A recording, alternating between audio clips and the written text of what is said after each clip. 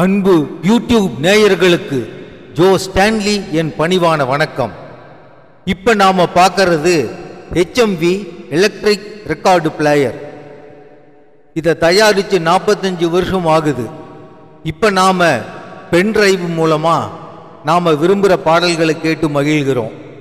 30-40 ஆண்டுகளுக்கு முன்னே இந்த மாதிரி ரெக்கார்ட் பிளேயர் மூலமாக இசைத்தட்டுகளை போட்டு இயக்கி பாடல்கள் கேட்டாங்க.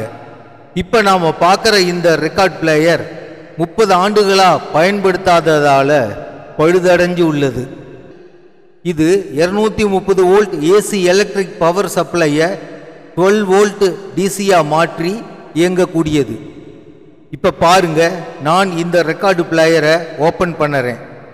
இதற்குள்ள சாங் டிஸ்க் ரெக்கார்டு சுற்றுவதற்கான ஒரு 12 வோல்ட் டிசி மோட்டாரும் 230 வோல்ட் ஏசி பவர் சப்ளையை 12 வோல்ட் டிசி பவர் சப்ளையாக மாற்றுற ஸ்டெப் டவுன் எலிமினேட்டர் சர்க்கியூட் போர்டும் மற்றும் 6 வாட்ஸ் ஸ்பீக்கர் அவுட்புட் தரக்கூடிய ஒரு டிரான்சிஸ்டரைஸ்டு ஆம்பிளிஃபையர் சர்க்கியூட் போர்டும் உள்ளது. இதுதான் 12 வோல்ட் டிசி மோட்டாரு. 30-40 வருஷம் ஆனதால் இந்த மோட்டார் சேசிஸில் ஃபிட் பண்ணி இருந்த ரப்பர் புஷ் இத்து போய் மோட்டார் சேசிஸில் நிற்காம எப்படி ஆடுது பாருங்க. இந்த மோட்டார் சேசிஸில் ஆடாமல் ரிஜிடாக ஃபிக்ஸ் ஆகி இருக்கணும்.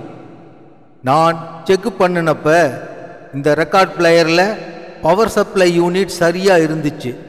அதாவது 230 வோல்ட் ஏசி எலிமினேட்டர் மூலமாக 12 வோல்ட் டிசியாக பவர் கிடைச்சிது.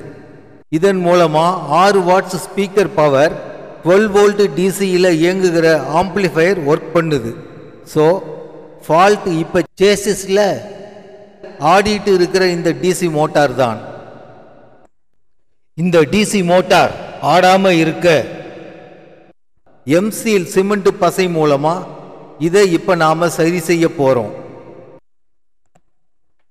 ரெசினையும் ஹார்டுனரையும் சம அளவில் மிக்ஸ் பண்ணி இப்படி சிமெண்ட்டாக பிசைஞ்சு உருட்டிக்கணும்.